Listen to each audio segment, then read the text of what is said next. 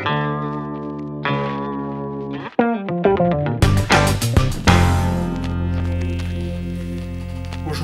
nous allons parler donc de notre thème sur Caïn et Abel, un thème tout à fait intéressant puisque je pense qu'il y a une lecture qui est différente si on la fait à partir du texte hébreu que de simplement la pensée que nous avons par rapport à ce qu'on a la tradition, ce qu'on nous enseigne traditionnellement. Comme nous disait Simon, c'est vrai, nous avons un très grand privilège de pouvoir parler des choses de Dieu, alors que beaucoup en sont privés, soit par des problèmes politiques ou autres. Donc nous voulons encore remettre ce cours et dédier ce cours, premièrement au Seigneur lui-même, à Dieu lui-même, et aussi en pensant à tous nos frères et sœurs dans le monde entier qui voudraient avoir ces cours et qui ne les ont pas. Donc c'est bien de rappeler cela, Simon, et nous voulons vraiment consacrer ce cours à chacun de ces personnes, frères et sœurs dans le monde entier. Ce matin, j'avais envoyé, mais peut-être si ça vous intéresse, je peux vous l'envoyer aussi, une petite très courte vidéo concernant la France et Israël, que j'avais trouvé assez terrible. C'est lorsque la France a signé un contrat, a fait une déclaration, a voté une loi ou un décret, je ne sais pas comment on peut appeler ça, expliquant que le temple, le mont du temple à Jérusalem n'était plus considérable comme un lieu saint juif, mais totalement musulman, etc. etc. Et un député ou un sénateur, je ne sais, s'est levé et puis évidemment a pris la parole et a dénoncé cela. Et le Premier ministre, évidemment, s'est défendu excessivement mal d'ailleurs, selon mon idée. Et je pense que vraiment les temps dans lesquels nous sommes sont vraiment des temps très difficiles, non seulement pour le monde, mais pour Israël. C'est la raison pour laquelle nous voulons également penser à Israël ce soir en donnant ce cours. Il y a de plus en plus d'opposition par rapport à ce pays, à cette ville. Vous avez remarqué que Jérusalem est convoitée d'une façon absolument invraisemblable. On en parle dans le monde entier. D'ailleurs, à Bruxelles, il y a tellement de problèmes, mais le monde entier n'est au courant quasiment de rien. Alors que lorsque, en Israël, vous savez, si le Premier ministre éternue, tout le monde le sait. Le monde entier est au courant. Pourquoi? Parce qu'il y a quelque chose là-bas qui se passe de particulier. Le monde n'arrive pas à comprendre le mystère Israël, le mystère Jérusalem. Il n'arrive pas à comprendre ce qui se passe là. Et on peut me dire ce que l'on veut par rapport à la Bible, à la Torah et à tout ce qu'on veut, mais il faudra que les gens un jour comprennent que sur Israël et que sur Jérusalem, il y a quelque chose de tout à fait particulier. Et ça, la Bible nous l'enseigne vraiment. Donc nous remettons, et je dis cela seulement en introduction, même Israël dans les mains de notre Seigneur et nous lui dédions même ce cours, si vous le voulez. Ensemble, nous allons lui offrir ce cours en disant, Seigneur, nous parlons de toi, nous parlons de la Torah, afin que toi-même, tu touches ton peuple d'Israël. Et nous le croyons vraiment, il le fera. Et c'est ce que nous pensons. Donc ce soir, nous allons donc parler de Caïn et Abel, pour le 4e cours. Nous avions déjà parlé près de 3 heures, et nous avions dit que, évidemment, que Abel, son nom, si vous vous rappelez bien, signifie une vapeur. Abel signifie une buée, quelque chose qui est là et qui subitement va disparaître. Nous avons également vu que dans comment on dit ça, l'Ecclésiaste, il faut que le mot me revienne, que l'Ecclésiaste nous dit que vapeur des vapeurs, tout est une vapeur, tout ne fait que passer. Donc voilà que le nom de Hevel, Abel en français, signifie quelque chose qui ne fait que passer. Il est là, il disparaît. Nous avons donc remarqué, nous avons compris cela. Et en effet, sa vie est assez brève puisqu'il vient et disparaît. Aujourd'hui, je voudrais qu'on puisse passer un peu plus loin dans cette lecture du récit de Caïn et Abel par rapport aux offrandes qu'ils ont faites, chacun. Je dis au pluriel les offrandes, parce que vous allez voir qu'il y a quand même des choses très surprenantes au niveau des offrandes de Caïn et précisément de Abel, quelque chose de très surprenant. Alors pour vous qui connaissez l'hébreu et qui avez la curiosité, je l'espère, de fouiller dans le texte hébreu, je vous dis qu'aujourd'hui j'ai passé, je ne peux même pas dire combien d'heures, je ne les compte même plus, c'est impossible, pour préparer les cours, à réfléchir, à comprendre, et décoder les mots, c'est incroyable, c'est 10-12 heures par jour où il faut travailler. Eh bien, si vous avez vous-même, vous qui pouvez lire l'hébreu, et ceux qui ne savent pas, je l'explique pour vous, de lire ce texte à partir du texte original, vous allez voir qu'au niveau des offrandes, il y a quand même quelque chose de très particulier. Lorsque nous lisons la traduction française, il est impossible de comprendre cela. Il y a quelque chose qui est vraiment impossible dans la traduction. Si on devait le traduire tel que le mot est écrit, ça demanderait non seulement le mot, plus évidemment un tas d'explications. Chose que je vais essayer de mon mieux ce soir de vous expliquer.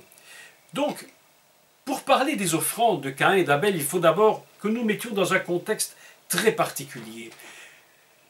Il faut qu'on se rappelle que la Torah et donc le récit de Caïn et Abel a été donné à Moshe. Lorsque Dieu va lui donner la Torah, ce qui voudrait nous dire que tout ce qui va être écrit dans la Torah, eh bien, va avoir une relation avec tout ce qui va se produire à partir du moment où Israël reçoit cette Torah et où il va pratiquer les lois. Pourquoi j'explique cela? Parce que dans l'histoire de Caïn et Abel, on est confronté, si je puis dire, à des offrandes. Et ces offrandes sont pas seulement des offrandes banales, c'est des offrandes qui portent des noms très spécifiques dont je vais parler ce soir. Et nous voyons que dans le récit même de ces deux frères, il y a je dirais, un poids prophétique absolument gigantesque par rapport à tout ce que Dieu veut dire pour le monde. Je vous avais expliqué que Caïn et Abel étaient non seulement deux frères, mais représentaient beaucoup plus que deux frères, qu'ils représentaient les deux types d'humanité, c'est-à-dire qui sont sur cette terre, dans ce monde, et que souvent même, nous pouvons à certains moments être Caïn, et à d'autres moments, nous pouvons être Abel. Nous avons des comportements qui peuvent être parfois l'un et parfois l'autre. Donc c'est pourquoi ce texte-là est vraiment rempli de toutes sortes de niveaux de révélation très très importants. Le texte nous dit ceci. Et je vais commencer la lecture par ce petit... mais avant d'aller plus loin, je voudrais vous parler des offrandes. C'est important qu'on comprenne les différentes offrandes. Alors vous savez que dans la loi, Dieu va donner au peuple d'Israël un moyen de se connecter, comme je vous l'avais déjà de nombreuses fois expliqué, et que Israël sera le moyen de se rapprocher de Dieu par la connexion. Et la loi va permettre cela. Et Israël, lui, va donc être le détenteur de cette capacité de se connecter. Nous nous souvenons que Adam et sa femme donc ont péché et sont totalement déconnectés. Quelque chose s'est cassé. Et là, ils sont donc chassés du jardin et ils vont avoir deux fils. Et on a vraiment un sentiment que ces deux fils vont produire quelque chose qui s'appelle donc des offrandes pour j'allais dire, se connecter avec l'Éternel. La chose qui est surprenante, première chose qui m'a frappé lorsque j'ai lu ce texte, c'est que tout le texte est relatif avec donc Caïn et Abel, bien entendu donc ce qui se passe sur cette terre, dont il faudrait expliquer que le mot Adama, donc quand on parle de la terre, le mot Adama, on n'utilise pas le mot Eretz. Alors qu'il est écrit au début de la création, Bereshit bara Elohim, Hashamahim ve'aretz. donc a créé le ciel et la terre. Mais ici, on ne parle pas de la terre dans ce sens. On parle de Adama. Je voudrais expliquer pourquoi après. Dire quelques mots sur ce mot Adama qui est très particulier. Et voilà que Caïn et Abel donc, sont sur cette terre, dans un contexte très particulier, de se connecter avec Dieu par les sacrifices. Ce qui est surprenant, puisque en réalité, c'est la première fois dans tout ce texte de Caïn et Abel que le mot Adonai, donc le tétragramme, les 4 lettres du nom divin, sont reprises sans que l'on parle de Elohim. Vous avez remarqué que il y a plusieurs aspects dans ce nom divin. Le commencement, vous vous rappelez, c'est Elohim, puis on ajoute Adonai Elohim, puis le nom est coupé, vous vous rappelez de tout cela.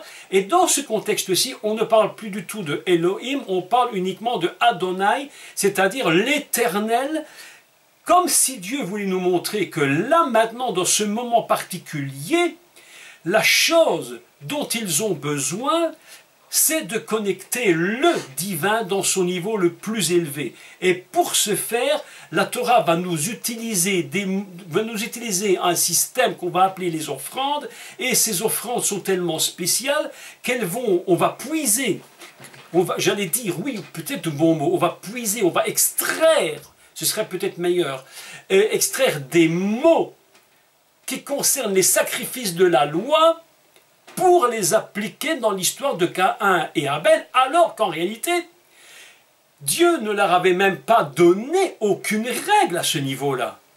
Il n'est écrit nulle part que Dieu leur avait donné une loi. C'est pour vous montrer combien ce texte est prophétique et combien il va englober l'histoire du monde ainsi que l'histoire d'Israël. C'est absolument extraordinaire. Donc, je fais une petite énumération très courte, c'est juste une petite énumération, avant d'aller un peu plus loin. C'est au niveau des offrandes. Vous savez que dans la loi de Moïse, il y a plusieurs offrandes. Il y a ce qu'on appelle donc l'offrande korban, c'est-à-dire c'est un peu le mot générique qui regroupe l'ensemble. Mais puis, il y a des offrandes qui sont très spécifiques. Il y a ce qu'on appelle l'offrande Ola, qu'on a traduit en français par holocauste. Vous vous souvenez que j'avais dit que le mot holocauste, lorsqu'on parlait de la Shoah, était un mot absolument horriblement choisi. Parce que holocauste, c'est une offrande faite à Dieu, alors que la Shoah, l'extermination des Juifs, c'est quand même pas une offrande qui était faite à Dieu. Ce serait plutôt au diable. Donc je pense que le mot a été très mal choisi, ou volontairement bien choisi, pour justement détourner le véritable sens du Ola, qui est un sacrifice qui est pour Dieu. Je ne rentre pas dans tous les détails des sacrifices, c'est vraiment très très long. Puis il y a ce qu'on appelle le sacrifice ratat. Alors qu'est-ce que c'est un sacrifice ratat? Une offrande ratat, c'est une offrande qui est donnée à Dieu pour des péchés qui sont involontaires. Ça, c'est une offrande très particulière, qui d'ailleurs fait partie du texte de Caïn et Abel. Et nous allons voir à quel endroit elle fait partie. La traduction a été quand même assez limite, parce qu'en réalité, il s'agit d'une offrande ratat qui va être proposée. Elle va se trouver là quelque part dans le texte. Donc, voilà déjà quelque chose de très spécial. On va donc prendre un mot qui se trouve dans la loi pour ramener cela dans le livre de Bereshit au commencement de l'histoire de l'humanité. Étrange. Puis il y a les offrandes Hacham, quand on se sent coupable, les offrandes Shlamim, qu'on appelle les offrandes de paix. L'offrande Toda, c'est une offrande pour la reconnaissance, puisque vous savez que Toda c'est merci. L'offrande de Pessah, c'est l'agneau. L'offrande Minra, alors là, ce mot est excessivement important pour le récit de Caïn et Abel, puisqu'il est question dans l'offrande de Caïn et Abel de l'offrande Minra. Donc ça, je vais l'expliquer aussi avant, et puis nous lirons le texte. Et puis, il y a l'offrande qui, elle, mérite vraiment des explications parce qu'elle est très compliquée. En fait, pas compliquée du tout, mais on a tellement raconté tout et n'importe quoi. C'est ce qu'on appellera l'offrande Maaser, c'est-à-dire l'offrande des dîmes. Bon, voilà donc en quelques mots ce qu'on trouve. Il y aurait beaucoup, évidemment, il y aurait des heures à expliquer tout ça. Bon, mais ici, c'est grosso modo, j'explique simplement, je fais l'énoncé de ces quelques offrandes que l'on trouve donc dans la loi qui est donnée au peuple d'Israël. Et dans l'histoire de Caïn et Hevel, on va retrouver 3 de ces offrandes.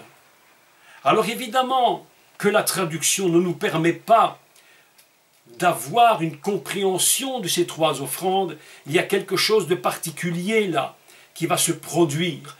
Et c'est aujourd'hui ce que j'essaye de faire avec vous, c'est simplement prendre le texte et expliquer le texte. Je ne dis pas que tout est dit et que tout sera dit. Je suis bien conscient que c'est une immensité qu'il faudrait vraiment découvrir encore et encore, mais on fait le décodage du texte. Donc, on va commencer de lire à partir de, si vous voulez, du livre de Sefer Bereshit, donc le livre de la Genèse, et au verset chapitre 4, reprenons à partir de 1, et puis je vais commenter à partir de 3. Donc, je lis en français pour tout le monde. Adam connut Rava, ou Raoua, hein, sa femme, elle conçut et enfanta Caïn. Elle dit, j'ai acquis un homme de par l'Éternel. Elle ajouta de l'enfantement son frère Abel. On en a parlé, Abel fut berger et Caïn fut homme, on va dire, travailleur de la terre. Littéralement, si on le prend dans le texte. Au bout de quelque temps, Caïn fit à l'Éternel une offrande des fruits de la terre. Et Abel, de son côté, bon, je lis la traduction telle qu'elle est en français, hein, c'est pour qu'on le comprenne, hein, en fit une des premiers-nés de son troupeau et de leur graisse. Voilà encore quelque chose d'intéressant. On se demande bien comment Abel pouvait être au courant d'une telle offrande. C'est surprenant, hein? Alors que, en réalité, cela n'a été donné que bien plus tard, lorsque Moïse a reçu la loi. Donc vous voyez qu'il y a vraiment une résurgence sur les 2 niveaux, entre le moment où Dieu donne la loi et où ce texte est écrit, où les choses se mettent en place. Vous voyez qu'il y a quelque chose de prophétique dans ce texte. C'est vraiment prophétique. Donc je relis. Une offrande de son troupeau et de leur graisse. L'Éternel porta un regard favorable. La traduction est horriblement mauvaise. Je vais vous la donner après autrement parce que le texte est vraiment incroyable. Mais enfin, je lis. L'Éternel porta un regard favorable sur Abel et sur son offrande, mais il ne porta pas un regard favorable sur Caïn et sur son offrande. Caïn fut très irrité et son visage fut abattu. Et l'Éternel dit à Caïn, « Pourquoi es-tu irrité? Et pourquoi ton visage est-il abattu? Certainement, si tu agis bien, tu relèveras ton visage, et si tu agis mal, eh bien, le péché se couche à ta porte. Et ses désirs se portent vers toi, mais toi domine sur lui. » Voilà le texte donc que je voudrais aujourd'hui expliquer. Enfin, pas tout expliquer, parce qu'il y a tellement de choses à dire. Mais, concrètement, le texte commence ceci en français, au bout de quelque temps. Mais, en hébreu, ce n'est pas au bout de quelque temps. En hébreu, on dit « miketz yamim ». Alors, miketz yamim, c'est déjà tout un sens, parce que miketz yamim, c'est à la fin des jours. Lorsque les jours furent terminés, vous voyez, lorsque les jours, d'ailleurs il est écrit « Vaïi miketz yamim », ce fut à la fin des jours. Autrement dit, quelque chose s'est produit, toute une histoire s'est produite avec Caïn et Hevel, avec Adam et Rava, et on arrive maintenant dans un moment où on a l'impression qu'on a sauté toute une histoire, on a sauté tout un temps, et on se retrouve à la fin des jours. Et à la fin de cette période-là, de cette histoire du monde-là, quelque chose est en train de se produire. Et ce qui va se produire, c'est j'allais dire, une ouverture, quelque chose est en train de se faire, comme si une prise de conscience avait été faite de la part de Caïn et Hevel pour passer à autre chose. Donc, Vaïi Miketz Yamim, ce fut la fin des jours. On avait déjà un texte qui ressemblait beaucoup à celui-là, et si je me souviens, c'était lorsque l'on parle d'Adam et de Ève qui étaient avec Adam dans le jardin d'Éden, où il était dit qu'il était au souffle du jour et qu'il entendait la voix de l'Éternel qui parcourait le jardin dans le Ruach Hayom, dans le souffle du jour. Deux textes qui se ressemblent quand même très très fort, ils ont quelque chose de proche. Donc voilà que la fin des jours est arrivée. Quelque chose vient de se terminer, une histoire vient de se terminer. Tout du moins, un pan de l'histoire se termine et on passe à autre chose. Et qu'est-il écrit? Vayabé, il apporta Caïn, mipri, hadama, donc des fruits de la terre, minra, traduit en français une offrande, mais c'est l'offrande minra, les Adonai. Voilà le premier mot qui nous est donné ici concernant l'offrande. C'est pas seulement il fit une offrande, mais c'est une offrande minra. C'est-à-dire que c'est une offrande végétale. C'est une offrande qu'on offre au temple l'après-midi. Lorsque chaque jour le sacrificateur va faire une offrande, il va faire l'offrande minra. Voilà donc un premier mot intéressant parce que minra est relatif à l'offrande que va faire Caïn, et cette offrande, même étrangement, il l'a faite pour Adonai. Il ne l'a fait pas pour lui, il ne l'a fait pas pour personne d'autre, il l'a fait pour Adonai. Il a donc une conscience très profonde que le niveau du divin est vraiment existant. C'est pas seulement qu'ils sont séparés, mais il y a la conscience dans ce personnage que le divin doit être reconnecté. Il va donc faire quelque chose de surprenant, alors que je vous l'ai dit, il n'a pas reçu d'ordre de Dieu, d'apparence, tout du moins, il n'a pas reçu une loi, rien du tout, mais il va faire une offrande mais c'est normal, une offrande minra, pourquoi? Parce que c'est végétal, et que lui, en fait, il cultive la terre. Donc pour lui, il offre l'offrande par rapport à ce qu'il fait. On continue le texte parce que vous allez voir quelque chose de tout à fait surprenant. Alors, une offrande des fruits de la terre, minra le Adonai, vehevel. Alors ici c'est et Abel. Alors lui, Evi, Gam, Hu, et lui aussi, donc il va faire aussi une offrande, mais son offrande s'appelle Mibkorot, c'est-à-dire Mibkorot, son nom, une offrande des premiers-nés du troupeau. Mais écoutez la suite, et là ça devient très intéressant. Il offrit donc une offrande des fruits, donc des premiers-nés de son troupeau et de leur graisse. Alors voilà ici qu'on a ici une offrande qu'on retrouve dans le temple de Jérusalem ou au tabernacle. Je continue. Vaïssa Adonai. Ici, on a traduit en français, alors je le lis parce que la traduction, je la trouve terriblement mauvaise. L'Éternel porta un regard favorable. Mais Vaïssa, écoutez le texte. Alors je le relis, je vais attendez, je recherche là. Vaïssa Adonai hel hevel vehel minrato. Et il est écrit, il sauva, donc il a sauvé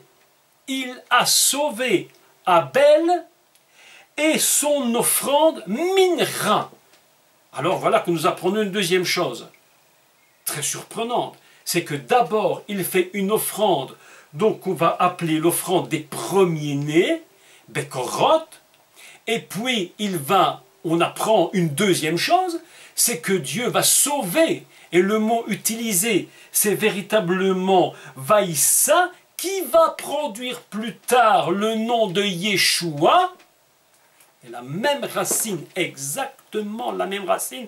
J'écoutais l'autre jour un rabbin qui enseignait, qui donnait un cours sur les cours d'hébreu, et lui-même était surpris, et il disait, et c'est un homme qui ne croit pas que Yeshua est le sauveur, mais il disait dans son cours, c'est étrange, parce que ce verbe-là, donc comme il est écrit ici, vaïssa,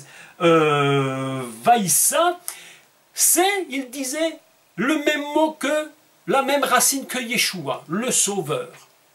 Alors voilà un texte surprenant. Et nous apprenons que Vaïssa Adonai Hevel Veret Minrato. Et vers son offrande, Minrato, donc son offrande Minra. Nous apprenons donc, très étrangement, que Caïn fait deux types d'offrandes différentes. Impossible, quasiment, de le traduire en français. On a traduit que Dieu porta un regard favorable sur Abel et sur son offrande. Mais le mot offrande, dans le cas présent, c'est l'offrande minra, qui est une offrande non pas animale, mais une offrande végétale. Voilà quelque chose de surprenant dans la lecture du texte. Je me suis dit, mon Dieu, mais qu'est-ce que c'est que cette histoire? Donc voilà que Hevel, lui, aurait offert deux types d'offrandes. Une offrande des premiers-nés, et puis une offrande de la terre. Vous savez que le mot tout à fait intéressant, d'ailleurs, le mot Adama, qu'on utilise pour la terre. Vous savez qu'il y a trois façons de dire, d'expliquer le mot terre en hébreu. Trois façons. Alors, la première, c'est Eretz. Vous connaissez Eretz Israël, la terre d'Israël. C'est le mot utilisé dès le commencement de la Torah pour parler que Dieu créa Hashamarim ve'Haaretz, le ciel et la terre, c'est Haaretz. Puis il y a un deuxième mot qui va être utilisé pour la terre, c'est Adama. Surprenant parce que, je vais dire quelques mots là-dessus. Et puis un troisième qui, lui, va rappeler à l'homme qu'il n'est que poussière, c'est le mot Afar. Donc nous voilà avec trois mots. Retz, Adama, Afar.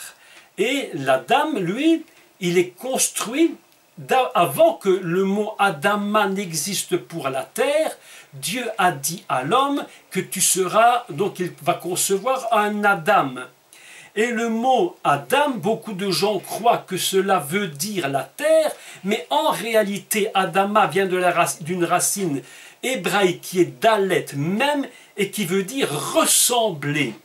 D'ailleurs, si vous avez la curiosité de lire le texte, lorsqu'il est dit que Dieu fit l'homme à sa ressemblance, à son image, donc Betsalmo Kidmutnu, dans Kidmutnu, on a Dalet même, la racine de ressembler.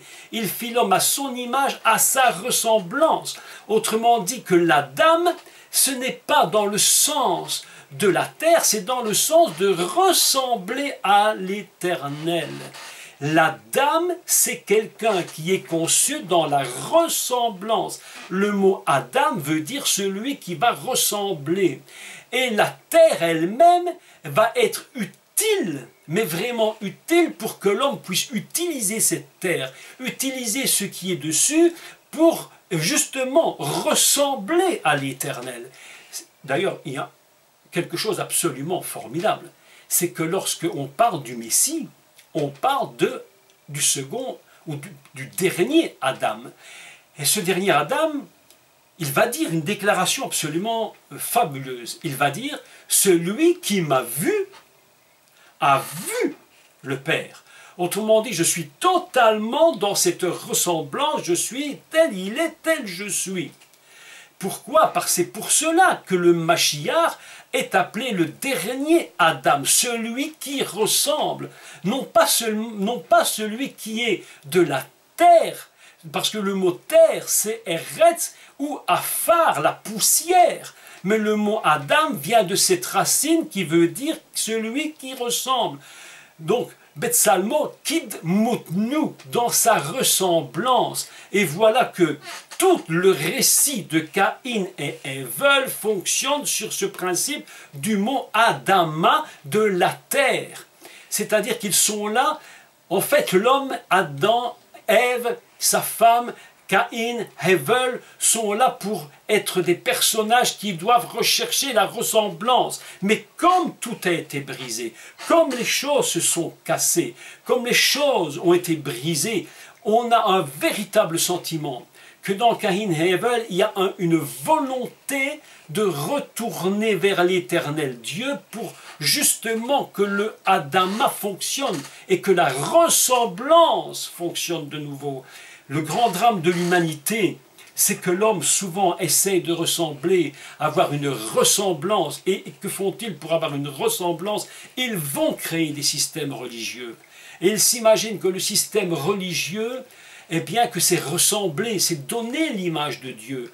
Je le dis un milliard de fois, mais ça vaut la peine d'écouter la conférence que j'avais faite il y a, je pense, 1 an et demi ou 2 ans, je ne sais plus, sur les religions qui nous cachent la face de Dieu, ou les faces de Dieu. Autrement dit, on essaie de ressembler, mais il n'arrive pas à ressembler. La question que je me suis véritablement posée, je ne sais pas ce que vous avez pensé de cela, mais je me suis dit, mais quel était le but de Caïn? Est-ce que Caïn, lui, désirait véritablement ressembler à Dieu, ou est-ce qu'il a voulu créer quelque chose qui allait mettre sur la face de Dieu une ressemblance, puisque Dieu, là, lui, a refusé son offrande, alors que celle de Abel a été acceptée. Qu'a donc fait Caïn pour que son offrande ne soit pas acceptée? Vous savez que la religion n'est pas une véritable image du divin. La religion a plus souvent caché les faces de Dieu que révélé Dieu lui-même. D'ailleurs, lorsque les gens nous parlent et que vous allez de droite et de gauche et vous dites aux gens d'aller à l'église, les gens vous répondent tout simplement, moi de l'église, il ne m'en faut pas, je n'ai rien à faire de cette religion. Pourquoi? Parce que les gens, à travers la religion, voient une image faussée de qui est Dieu. Une image totalement faussée. Et même si tout ressemble à des offrandes véritables, je vous dis, en réalité, c'est des images faussées. Un exemple. Prenons un exemple tout simple. Exemple tout simple. Si vous allez dans une église, peut-être ceux qui vont m'entendre vont être choqués, je vais dire, mais tant pis, je vais le dire quand même. Vous allez dans une église catholique où on prend l'hostie. Qu'est-ce que c'est l'hostie? Ben, en réalité, ça représente le Messie, mais sous une forme donc d'une offrande végétale. Donc ça ressemblerait à une offrande ratate, mais en réalité, l'hostie, telle qu'elle est prise là, n'est véritablement pas l'image du Seigneur. C'est quelque chose de tout à fait autre. Autrement dit, on peut faire une offrande, on peut offrir quelque chose qui ressemble tout à fait, mais qui n'est pas cette chose-là. La question que je m'étais posée avec Caïn, quelle était cette offrande qu'il a offerte? Et pourquoi cette offrande a-t-elle été refusée? Vous savez que lorsque l'on parle de Abel, on prononce dans le sacrifice que l'Éternel sauva Abel et son offrande. Mais lorsque vous lisez le texte et que vous regardez l'histoire de Caïn, vous allez apercevoir que le mot de Adonai n'apparaît aucunement. Le mot de l'Éternel n'apparaît pas. Simplement, il est dit que pour Caïn, il n'a pas été sauvé, ni lui, ni son offrande. Ça n'a pas fonctionné. Le mot de Adonai n'apparaît que pour Abel. Pour Caïn, rien n'apparaît à ce niveau-là. C'est tout à fait surprenant. Évidemment, les gens qui lisent la Torah simplement, sans chercher plus loin, ils ne vont pas essayer de comprendre ces choses-là. Mais moi, je suis persuadé, et vous, je crois que vous le savez, et que vous en êtes convaincus, que chaque mot de la Torah, chaque expression a un véritable sens. Donc, ici, ce que je fais ce soir, c'est simplement décoder le texte, et je dis, voilà, que nous comprenons maintenant que Caïn, lui, il offre une offrande des premiers-nés de son troupeau et de leur graisse. Et c'est très intéressant parce que vous savez que lorsque l'on parle de... J'avais pris quelques notes ici, je ne sais pas où je les ai mises, d'ailleurs, voilà. Oui, voilà. Lorsque l'on parle de la graisse, j'avais entendu il y a quelques années à Paris un rabbin dont le nom m'échappe maintenant, mais vous le connaissez sûrement, mais c'est ce rabbin qui, lui, s'occupe de regrouper les différentes tribus à travers le monde. Et j'avais écouté une conférence chez lui à la Keïla à Paris, et il expliquait justement les offrandes, et il disait que la graisse représente ce qui est le superflu. ce que l'homme a comme superflu, il la donne à Dieu. La graisse, c'est le superflu. D'ailleurs, vous avez vu, tellement la graisse est le superflu, que on arrive en été, les magazines sont remplis de publicités, comment perdre des kilos pour pouvoir aller sur la plage sans être honteux. C'est pour vous dire comment la pensée du superflu dans la graisse est incroyable. Mais ici, ça représente évidemment tout ce que peut être le superflu pour un homme. Et Hevel, lui, il a deux fonctions tellement prophétiques, mais tellement prophétiques. La première, c'est les premiers-nés du troupeau. Mais comment? La question qu'on se pose, mais c'est comment Hevel pouvait-il comprendre une telle notion? Comment Hevel pouvait-il comprendre cette notion-là de premier-né? Vous savez, le Béror, c'est quelque chose de très très très important, le Béror. Ce premier-né, ce droit d'aînesse qui va donner naissance au Messie. C'est comment Hevel pouvait-il avoir une telle connaissance de cela? L'avait-il? Ou était-ce quelque chose qui lui était dicté, ou peut-être instinctivement, je ne sais pas. C'est pour vous dire que ce texte-là, de Caïn et Hevel, est véritablement prophétique. Ça nous parle de deux types de ceux qui reconnaissent le Messie à travers les premiers-nés. Donc voilà que Hevel lui donne les premiers-nés du troupeau, et puis il va donner quelque chose encore en plus, et leur graisse. C'est-à-dire, Hevel, ce n'est pas un monsieur qui lui est un égoïste, c'est pas un monsieur qui dit Dieu est là, mais moi je suis ici, je fais mes affaires. Lui, dans le concept Hevel, c'est celui qui donne ce qu'il a de plus important, de plus cher, c'est-à-dire ses premiers-nés. Vous savez, quand un premier-né, c'est quelque chose, un premier-né. Quand on a un fils premier-né, c'est quelque chose. J'ai remarqué que dans une famille, et vous l'avez peut-être remarqué, que lorsque le premier enfant naît, tout le monde court. Et on vient féliciter. Lorsque le deuxième naît, on court un peu moins, mais on félicite. Lorsque c'est le troisième, plus personne qui vient. Les parents restent là et puis ils attendent de temps en temps une visite s'ils veulent bien. C'est comme ça que ça se passe. Pourquoi? Parce que le premier-né est tellement important. Et voilà que Hevel, lui, dans le sens prophétique du personnage, il vient, il disparaît. Mais pendant ce temps, il a compris que le don des premiers-nés, c'est tellement important. Il a tellement mis Adonai, dans un niveau, une telle connaissance du niveau d'Adonai qu'il va donner pour lui le plus important. Et lorsqu'il a donné ses premiers-nés, il va aussi donner tous les graisses, la graisse, c'est-à-dire le superflu. Il faudrait vraiment faire quelques études sur les offrandes. Ce serait très intéressant de comprendre comment elles fonctionnent. Vous savez que sur les autels, on offrait la graisse, on offrait les reins, on offrait le foie, on offrait les entrailles, on offrait l'épaule droite de l'animal. Tout ça a des sens évidemment très très importants. Donc voilà qui est Hevel. Mais la Bible nous dit aussi qu'il va offrir autre chose. On dit qu'il sera sauvé. Il a sauvé Hevel, Vaïssa Hevel, et donc je relis le texte pour le dire tel qu'il est, pour ne pas dire une erreur. Vaïssa Adonai Hel Hevel, Vehel Minrato. Et il va offrir aussi une offrande végétale. Alors c'est surprenant parce qu'on se dit, tiens, on croyait que Hevel n'offrait qu'une offrande animale. Eh bien voilà que la Bible nous dit qu'il en ferait aussi une végétale. C'est surprenant parce que c'est cette même offrande qu'avait offert Caïn. On dit que Caïn avait offert les fruits de la terre et que Dieu, et il avait fait cette offrande minera pour l'Éternel. Ce qui est différent entre Caïn et Hevel, c'est que les deux offrandes, évidemment, une est acceptée, l'autre est refusée. La première offrande de Caïn, de Hevel, c'est les premiers-nés. On se rend compte que pour lui, Dieu, l'Éternel, est véritablement le plus élevé, le plus important. Il va donner tout ce qu'il a. Et la seconde, évidemment, elle va s'adjoindre à la première. D'ailleurs, ce qui est très intéressant, lorsque vous lisez le livre de Lévitique, chapitre 1, verset 9, je vais d'ailleurs le relire avec vous. Si vous prenez note, vous allez voir, et si vous prenez votre Bible, enfin votre comment on dit ça en hébreu, le Chumash, c'est ça, le Pentateuque, donc en hébreu. Au Lévitique 1, je vais le lire, et au verset 2, je crois, Lévitique 1, verset 2, si je ne me trompe, voilà.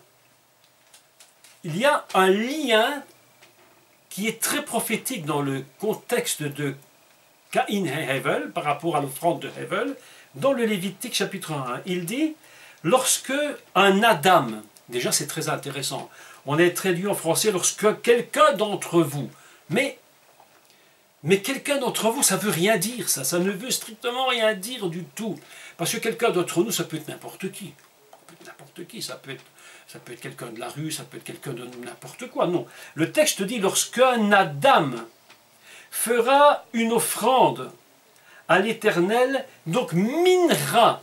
Si vous prenez les textes, vous allez voir qu'il va parler de mine. Si vous prenez tout le texte de Lévitique, vous allez voir qu'ici, il y a une correspondance entre l'offrande animale et l'offrande végétale. Il y a une correspondance. Et l'Éternel dit, lorsque quelqu'un d'entre vous fera une offrande à l'Éternel, il offrira du bétail, du gros ou du menu bétail. C'est ce que nous venons de voir avec Hevel, etc. Il offrira un mâle sans défaut, vous connaissez tout le texte.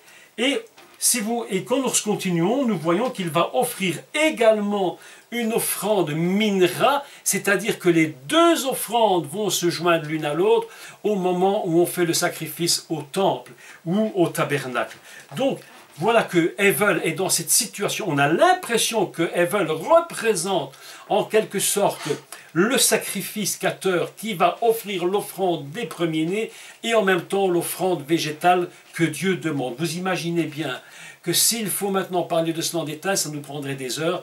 Il faudra qu'on passe absolument du temps pour étudier quelles sont ces différentes offrandes et ce qu'elles représentent. Vous savez que, comme je vous l'ai dit, le mot Adama, c'est un mot qui veut dire celui qui ressemble. Et ici, lorsqu'il est dit, si un Adam, si quelqu'un qui a le désir de ressembler, c'est ça qu'on devrait littéralement traduire. Non pas si quelqu'un d'entre vous, ça c'est une erreur. Si quelqu'un est comme ressemblant à l'Éternel, si quelqu'un est dans la conception de la ressemblance, alors il fera une offrande animale et offrande végétale. L'offrande animale qui représente les premiers-nés sans défaut, le Messie. L'offrande végétale est très intéressante parce qu'elle représente les fruits de la terre. C'est-à-dire cette terre qui, elle, va porter le nom de Adama. Mais je vous ferai remarquer une chose surprenante, c'est que Adam s'est appelé Adam avant même que la terre s'appelle Adama. Au début, la terre s'appelait Eretz, puis on a appelé l'homme Adam, et plus tard seulement Adama. Pourquoi? Parce que c'est par la terre et par les fruits de la terre que l'homme va être capable de ressembler, de rentrer dans la ressemblance. C'est très très important parce que pourquoi lorsqu'on prend le pain, pourquoi lorsque le Messie brise le pain, il dit ceci est mon corps, mais c'est quoi ce corps? C'est végétal. Donc il y a véritablement une ressemblance qui se fait lorsque nous partons du principe végétal. Pourquoi? Parce que la terre, c'est Adama.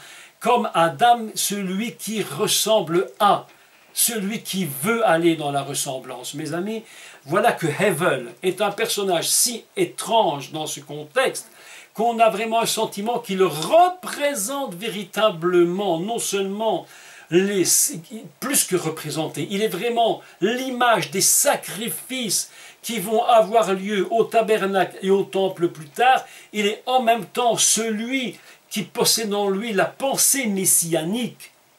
C'est pourquoi il y a ces deux niveaux d'offrande, une animale, une végétale. Et c'est pourquoi il est écrit, non pas que Dieu porta un regard favorable, mais il est écrit « Vaïssa ».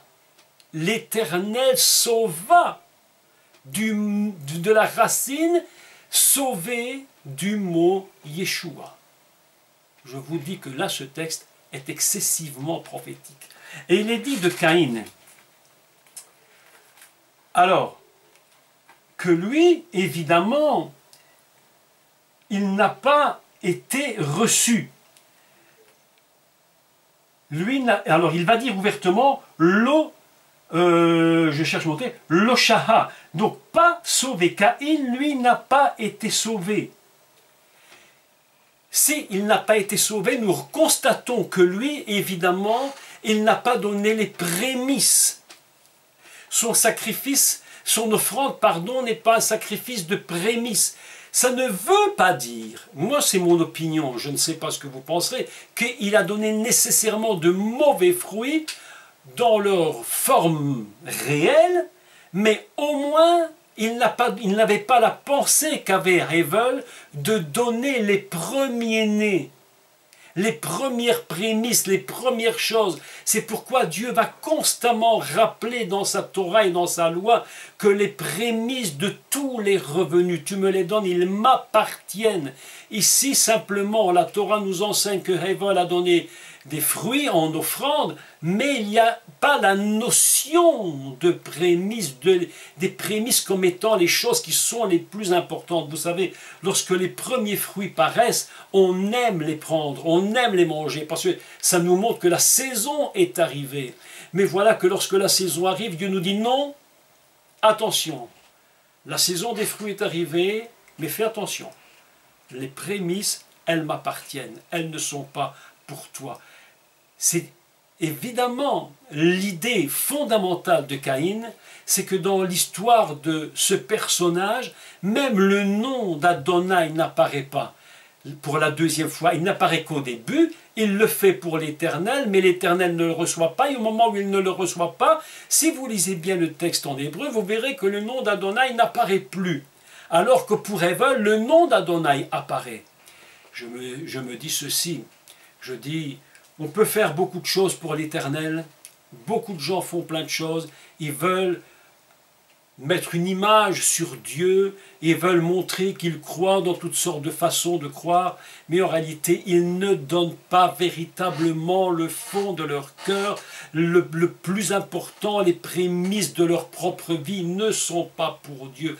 Qu'importe que nous fassions, quel boulot que nous fassions, il est dit que Caïn était berger, l'autre était cultivateur, qu'importe le métier, tous les métiers sont importants, ces deux-là ne sont pas inférieurs ni l'un ni à l'autre.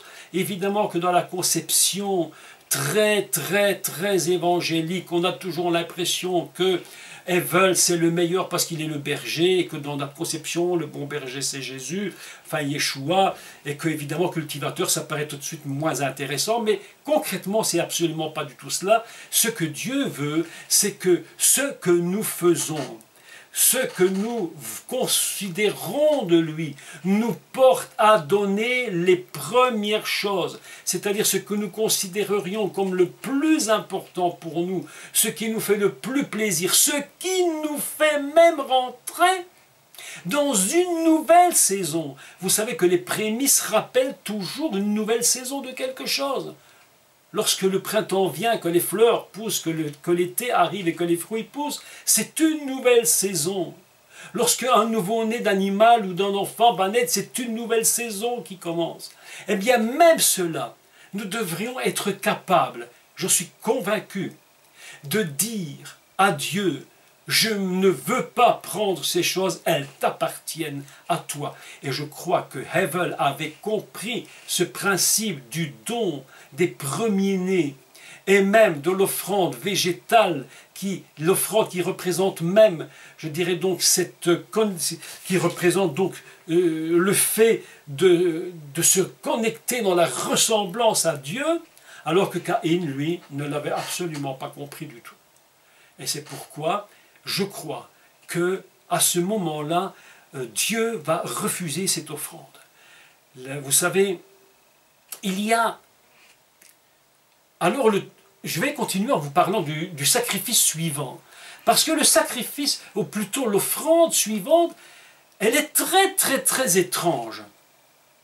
Parce que lorsque Caïn va être en colère, il dit, je vois qu'il est tué, et Dieu va le voir, il dit, mais Caïn, qu'est-ce qui t'arrive là? Tu es vraiment très irrité, qu'est-ce qui se passe? Il dit, est-ce que tu ne te rends pas compte de ce qui se fait? Est-ce que tu ne comprends pas de ton état dans lequel tu es? Tu te mets en colère, mais est-ce que tu ne peux pas changer? Ce sera le thème de la fois prochaine. Je ne vais pas expliquer ça maintenant, ce sera le thème du prochain cours. Simplement, je fais un saut et je passe à ce qui est écrit. Écoutez ce qui est dit. Alors, voilà ce qui est dit. Je saute tous ces petits passages qu'on nous expliqueront. Écoutez celui-ci parce qu'il est très très surprenant. La pétach à la porte, puisque pétach c'est une porte, la pétach ratat rovetz. La pétach ratat rovetz. Qu'est-ce que ça veut dire? Eh bien ici on a encore un mot qui est ratat. Ratat, qu'est-ce que c'est le ratat? Qu'on a traduit en français par « le péché est couché à ta porte ». Mais ratat, ce n'est pas le mot péché en hébreu. Ratat, c'est une offrande qui est faite à Dieu, bien entendu, pour un péché qui est commis involontairement. Voilà quelque chose de surprenant. Dieu dit à Caïn, fais attention parce que ton comportement est en train de placer à la porte de ta vie, à la porte de ton cœur, une offrande, ratat, tu es sur le point de commettre quelque chose qui va te dépasser littéralement. Et Dieu lui dit, mais attention, domine-toi sur cette chose, domine sur ton caractère, domine sur ton comportement, parce que le péché est couché, donc le ratat, le sacrifice pour une faute involontaire est déjà devant toi à ta porte. Et il est couché comme un animal, vous savez que le mot rovetz en hébreu, je crois, mais il faudra que je le vérifie, mais je crois que c'est un mot qui n'a qu'une signification. Je crois qu'il n'a qu'un sens. Beaucoup de mots hébreux, vous le savez, ont beaucoup de sens différents, mais celui-là n'a qu'un sens, si je ne me trompe. Rovetz est un mot qui veut dire un animal qui est couché. Tout simplement couché. Et on a le sentiment que ce ratat, ce sacrifice-là, est un animal donc couché à la porte qui attend. Qui attend quoi? Ben, à la limite qu'on le sacrifie. Il dit, fais attention, Caïn, parce que ton comportement a amené à ta porte un sacrifice pour une faute que tu vas commettre. Une faute terrible. Une faute pour un péché que tu n'as même pas pris conscience. C'est quelque chose qui est en toi tellement en toi violent, que le ratat, c'est un sacrifice pour une faute involontaire. Tu n'as même pas conscience de ce que... Vous savez, il y a plein de choses qu'on peut faire sous la colère, sans être même conscient qu'on les fait. Plein de gens font plein de fautes et de péchés de façon totalement inconsciente par la colère qui est en eux. Et Dieu dit à Caïn, fais attention Caïn, parce que ce ratat, il est là à ta porte. Autrement dit, nous nous trouvons maintenant dans une situation qui est tout à fait spéciale, c'est que nous constatons que 4 sacrifices différents, ou plutôt, je devais dire 3 sacrifices, donc le sacrifice des premiers-nés, Mipkorot, Tsono, puis le sacrifice Minra, et puis Abel lui-même fera un Minra, et puis il y aura un Ratat, un 4e sacrifice. Donc voilà que nous sommes ici face à une étrangeté de la Torah. Il y a 3 sacrifices différents, et le dernier, celui qui est à la porte, couché à la porte de Caïn, est un sacrifice comme si Dieu lui dise, fais attention, parce que dans la situation où tu te trouves, toute ta vie, si tu ne domines pas, ce sacrifice va demeurer là, et le péché que tu vas commettre sera terrible. D'ailleurs, on va le voir plus tard, Caïn, qu'est-ce qu'il va faire? Il va, je pense même, ne pas porter trop attention à ce que Dieu lui dit, et, comme on le sait, il va monter dans une colère incroyable, dont on parlera, et il va tuer son frère. Voilà que maintenant, la situation est en train de se mettre en place au niveau de ce qui se passe dans ce texte. On a les personnages qui sont en place dès le départ. Comme je vous l'ai expliqué, nous avons Adam et Rava, sa femme. Nous avons Caïn. Nous avons Hevel. Il y a un témoin. Alors qui est le témoin? Alors évidemment le témoin dans toute histoire, dans tout récit, dans tout procès qui peut se faire devant un tribunal lorsqu'il y a eu meurtre, le procès ici en l'occurrence c'est Dieu. Dieu est en train de se rendre compte. Dieu a vu ce qui s'est passé et nous allons expliquer comment Dieu va intervenir. Donc voilà aujourd'hui en quelques mots un peu décoder ce qui se produit au niveau des offrandes.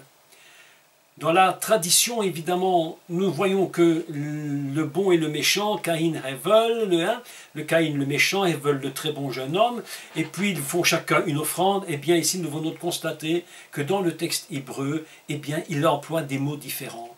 Et les choses qu'il emploie vont nous révéler les comportements des uns et des autres. Et lorsque nous comprenons ce que représente véritablement une offrande, il faut que toute cette offrande soit digne d'être reçue par Dieu. Il y a beaucoup de gens, mes amis, je vous dis la vérité, je vous dis une vérité, et que beaucoup l'entendent et ne l'oublient jamais. Vous pouvez donner vos offrandes. Si vos offrandes ne font pas partie des prémices, c'est-à-dire du fond du cœur, de ce que vous avez de plus cher du fond du cœur, quand bien même vous donneriez des sommes importantes, vous donneriez ce qui est le plus beau, je vous dis, vous seriez encore comme Caïn, où Dieu refuserait votre offrande. Et puis vous pouvez vous fâcher en vous disant, mais comment se fait-il que moi j'ai donné une offrande et puis Dieu ne répond pas à mes besoins? Le Mashiach, lui, il avait compris quelque chose. Et vous savez ce qu'il faisait. Alors là, il va au temple, là où on mettait l'argent dans le trésor, et il regardait ce que les gens mettaient. Excusez-moi, je rigole de ça parce que je me dis, si aujourd'hui on fait ça dans l'église, regardez ce que les gens mettent, mes amis. Nous sommes tous les serviteurs de Dieu. Passez-moi l'expression, mais virés à tout jamais. À tout jamais. Mais le Mashiach, lui, il regardait. Vous savez ce qu'il regardait? Il ne regardait pas la quantité. Il regardait le cœur. Et que dit le Mashiach en parlant de cette femme, cette veuve? Elle dit, elle a mis tout ce qu'elle possédait. Elle a mis un sacrifice qui était agréable, reconnu. Alors que d'autres peuvent mettre tout ce qu'ils veulent. Vous me mettriez encore des millions dans l'offrande. Vous savez pourquoi on les reçoit ces millions? Mais je vais vous dire pourquoi. On les recevrait même dans l'église. Vous savez pourquoi? Simplement parce qu'on a besoin d'argent. Mais en réalité, devant Dieu, quelle est la valeur de ce don? Si c'est tout ce que vous avez, si c'est votre prémisse et que c'est de tout votre cœur, oui, Dieu l'acceptera. Mais quand bien même ce serait des sommes importantes ou n'importe quoi de très important, mais que ce n'est pas le fond de votre cœur, vous seriez comme Caïn. C'est pourquoi je vous dis, on peut très bien être à la fois Hevel et à la fois Caïn. Il faut savoir quelle est la nature du don et ce que nous donnons à Dieu et comment nous l'offrons. Et puis il ne faut pas venir se fâcher, il ne faut pas être en colère. Si tu vois que quelqu'un qui a mis moins que toi est plus béni que toi, pose-toi des questions, réfléchis et dis-toi de quel côté je me trouve. Pourquoi Dieu a-t-il béni un tel? Pourquoi un tel ne l'est-il pas? Mes amis, Caïn s'est mis dans une colère. Et nous allons expliquer cette colère et comment les choses se sont faites. Enfin, on va essayer de comprendre, de décoder quelques points importants sur la colère et sur la façon dont se sont comportés les deux frères. Conclusion de tout ceci, nous comprenons que le texte de Caïn et Hevel, en finalité, c'est un texte prophétique. Il révèle l'état du monde. Il révèle l'état du peuple d'Israël. Il révèle l'état de l'Église. Il révèle l'état de chacun d'entre nous. C'est ça que Dieu veut nous apporter à travers ce récit de Caïn et Hevel. De quel côté est-ce que je me suis mis? Quelle est mon offrande? Est-ce que j'ai apporté le meilleur de moi-même? Est-ce que j'ai apporté ce qui me connecte avec Dieu, ce qui me permet de lui ressembler? Est-ce que j'ai apporté une offrande qu'il aime? Ou est-ce que toute ma vie je vais devoir supporter que devant ma porte, chaque jour, à chaque instant, je me trouve là avec un sacrifice où Dieu me dit, regarde ce qui est devant toi, regarde ce que j'ai dû mettre devant toi. Est-ce que tu vas l'accepter? Est-ce que tu vas changer? Mes amis, toute l'histoire de Caïn et Abel fonctionne sur le principe du don de notre cœur pour le Seigneur, notre Dieu. Je sais qu'il y aurait 1 million de choses à dire et que beaucoup pourraient rajouter tant et tant et tant de choses, mais voilà qu'aujourd'hui, nous avons quand même ouvert un petit peu le texte, je dis un petit peu le texte, sur ces différentes offrandes. Donc je répète, offrande Mipkorot Sono, offrande Minra, offrande Ratat. Voilà les 3 offrandes que nous trouvons dans ce texte, et une de ces offrandes, pardon, a été utilisée par Caïn et la même offrande par Hevel. Mais tout dépendra de leur